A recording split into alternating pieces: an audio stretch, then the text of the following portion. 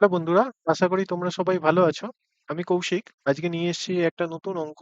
0.9999 till to the power infinity equal to 1। এটা আমরা আজকে প্রমাণ করার চেষ্টা করব বা বোঝার চেষ্টা করব। আশা করি তোমাদের চ্যাপ্টারটা বা অঙ্কটা ভালো লাগবে এবং তোমরা শুরু থেকে শেষ পর্যন্ত আমার সাথে থাকবে বোঝার জন্য। তো প্রথমে দেখো, এই অঙ্কটাকে 0.9999 till to the power infinity, এটা ওয়ানের আপাত দৃষ্টিতে দেখে কিন্তু মনে হচ্ছে যে না, এটা সমান নয়। কিন্তু আমরা আপাত দৃষ্টির চেয়ে অঙ্কের চিন্তা ভাবনায় বেশি নজর দেব। তো প্রথমে আমরা এটাকে বীজগাণিতিক উপায়ে প্রমাণ করার চেষ্টা করব। তো বীজগাণিতিক উপায়ে প্রমাণ করার চেষ্টা করলে আমরা কি করব? প্রথমে x equal to 0.9999 till to the power infinity ধরে নেব এবং এক্স ইকুয়াল টু 1 প্রমাণ করে আমরা প্রমাণ করব যে 0.9999 ইকুয়াল টু 1 এর সমান। তো আমরা উভয় পক্ষকে 10 দিয়ে প্রথমে গুণ করব। উভয় পক্ষকে যদি 10 দিয়ে গুণ করি, 10x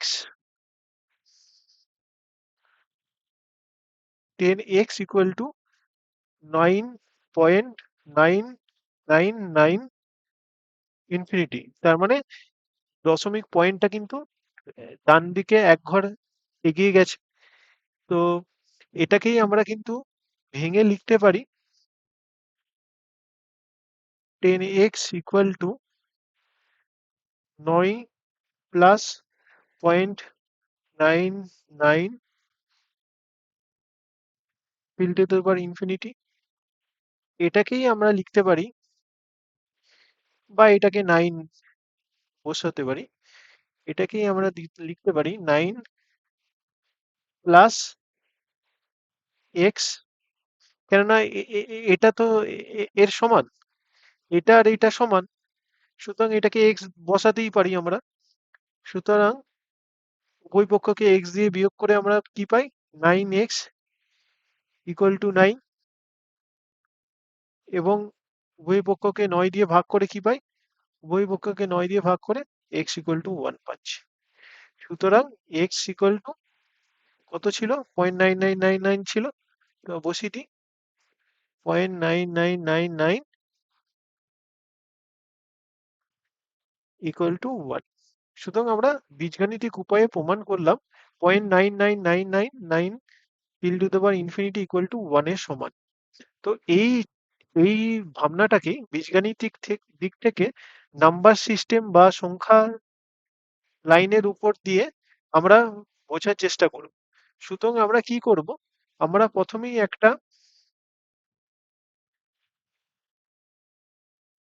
একটা নাম্বার লাইন ধরে নেব।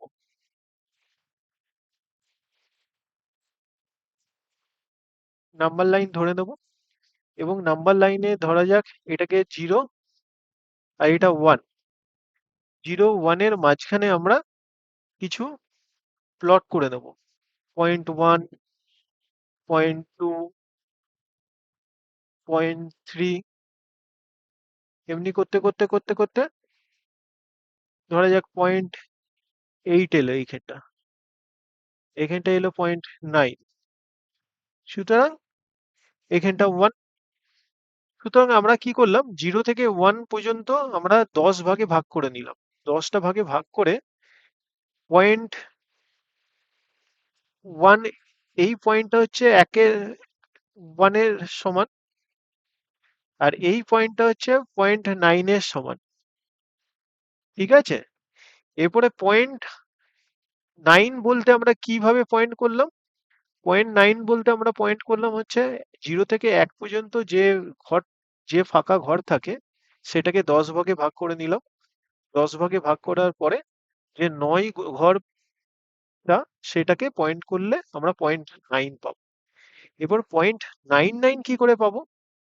0.99 সেম ভাবে 0.9 আর 1 ঘরের মাঝখানে আমাকে 10টা ভাগে ভাগ করে নিতে হবে। 10টা ভাগে ভাগ করে 9 নম্বর ঘরটা হচ্ছে 0.99, এই ঘরটাকে পাবো 0.9999। আবার 0.999 কি করে পাবো? 0.99 আর 1 মাঝখানে যে ফাঁকা ঘরটাকা থাকে এটাকে 10 ভাগে ভাগ করে নেব। 10 ভাগে ভাগ করে 9 নম্বর ঘরটাকে যদি প্লট করি 0.9999 পাবো। আবার আমি যদি পয়েন্টের পরে 4টে দশমিক ঘর পর্যন্ত বসাই 0.999999, তাহলে কি করে পাবো? সেম ভাবে 0.999 এবং 1 মাঝখানে যে ফাঁকা ঘরটা থাকবে তাকে 10 ভাগে ভাগ করে নেব, তার নবম ঘরে পয়েন্ট বসাবো, তাহলে 0.9999 আমরা পাবো। এভাবে আমরা যদি দেখি পয়েন্ট মার্ক করতে গিয়ে আমরা দেখব যত আমরা 0.99999999 করতে থাকবো আমরা তত কিন্তু 1 দিকে সরে যেতে থাকবো।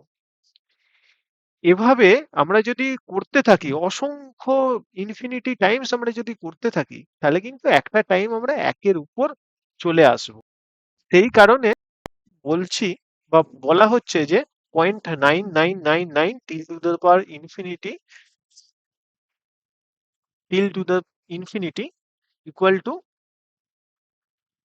1 1 এর সমান হচ্ছে। তো এই এই জিনিসটাকে তোমরা যদি ভাবনা দিয়ে ভাবার চেষ্টা করো যে আমরা 0 থেকে 1 পর্যন্ত যতগুলো ঘর আছে তাকে 10 ভাগে ভাগ করলাম, 9 নম্বর ঘরে 0.9 বসালাম, আবার 0.9 আর 1 মাঝখানে 10 ভাগে ভাগ করলাম, সেখানে 9 নম্বর ঘরে 0.99 বসালাম, আবার 0.9 আর 0.1 এর মাঝখানে যে ঘর থাকে, তার মানে কি 0.9999 এবং 1 মাঝখানে যে যে যে পার্থক্য বা ব্যবধান থাকছে সেটা কিন্তু খুবই অল্প, খুবই স্বল্প, এবং সেটাকে পরিমাপযোগ্য নয়। যখন ইনফিনিটির দিকে আমরা যাব তখন সেটা পরিমাপ করা যাবে না। ঠিক আছে?